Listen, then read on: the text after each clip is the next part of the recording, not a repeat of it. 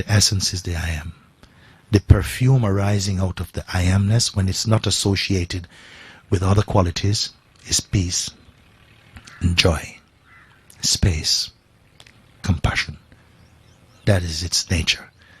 When it's identified with the form, with conditioning, it develops some kind of aggression, desire, attachment, fear. All these come for it.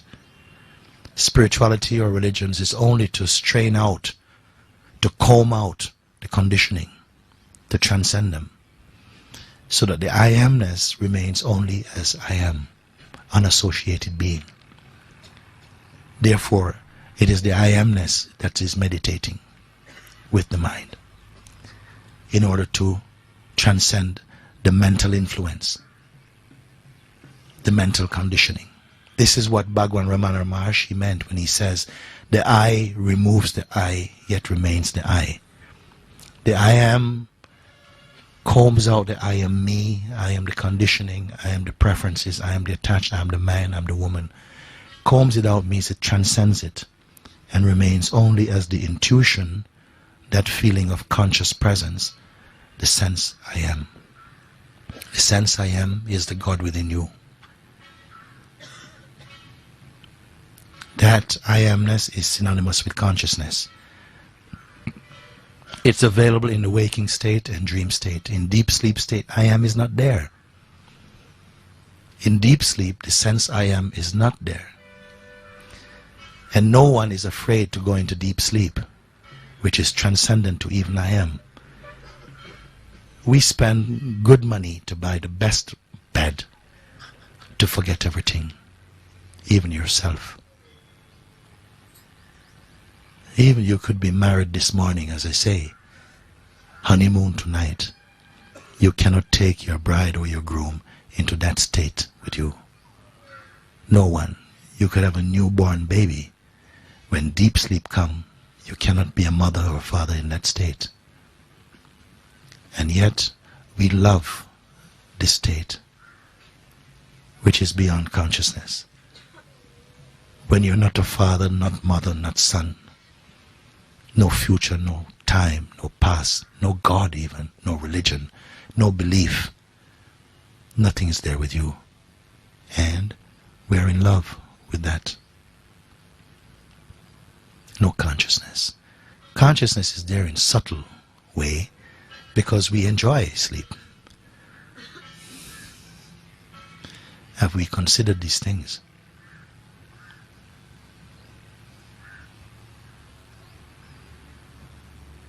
So that which was there in deep sleep is right now here with us.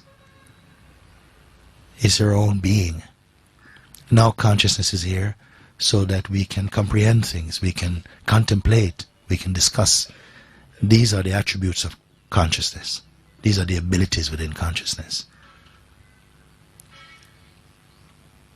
So both the sense of being and someone who can experience something, and that which you are experiencing, and the very function of experiencing, all of that is the play of consciousness, is the content of consciousness.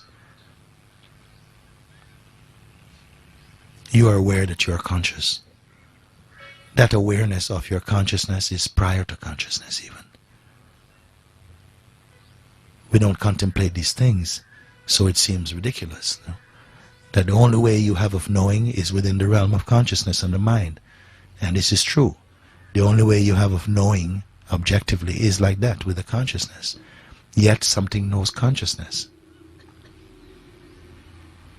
That emptiness that we together looked and that somehow announced itself with the previous friend who was here, that emptiness is also here, timelessly.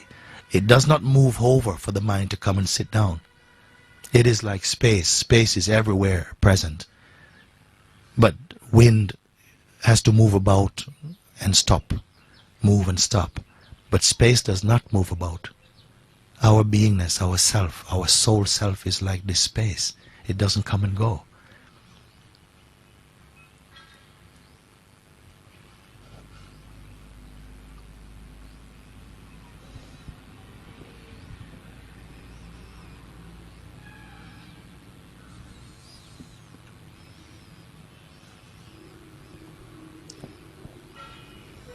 So, would then the sage be that aspect of that intelligence that arises out of this emptiness that knows itself to be both? Yes. That principle knows itself as the totality, the all-inclusive.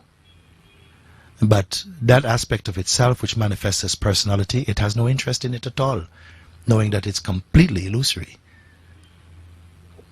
Regarding that realm of enjoyment as very gross even. Because the higher taste, which is just the consciousness contemplating itself, cannot be transcended by merely object enjoyment.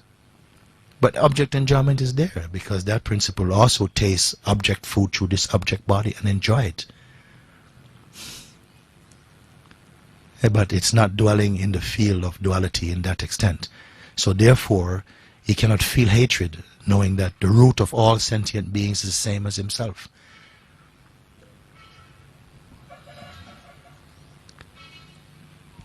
It cannot be in division. There can be superficial play of likes and dislikes, but as I said, they are superficial. They are not consequential, not deep, playful. And to such an extent that that one would not pay any attention to it. Meaning that there's no registration of those movements being held inside the psyche or the mind or memory. It's not significant. For yourself, ourself also is like this. So many things are, the potential for becoming involved in so many things is open to us, but you're not distracted by them because there's no interest. There's no interest, and what you have no interest in won't trouble you. So, would you say then that the sage also has an ego, but is not, let's say, hypnotized by it? What is the, let me ask all of you, by what criteria is the ego evaluated, from inside or outside? Do you evaluate your own ego or someone else tell you about your ego? Which one is the real position? How do we denote the ego? You say, okay, because this one has got an ego, so therefore, oh, this one has. Or you feel within you, oh, there's still ego here. Which is the way that can confirm reliably what is ego? Ego is only an idea believed in.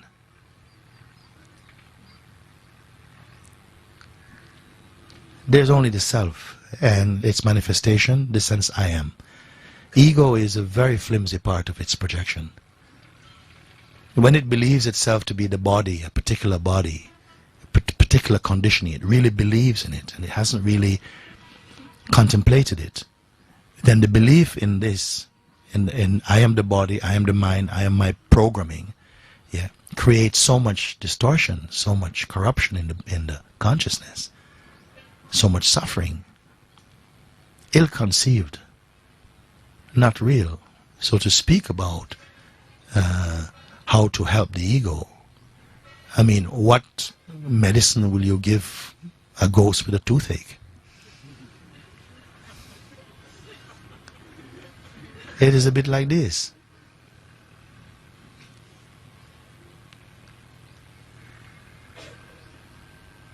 For one who can look, it's all assumptions. Mostly we are living in a realm of assumptions.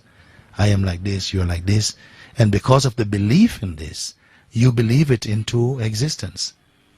This is what we are experiencing. You are perceiving what you are conceiving. I wonder if you follow this.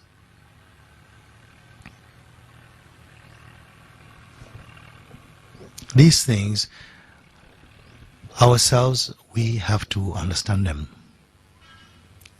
My feeling is that this is our highest opportunity, is to know who we are clearly.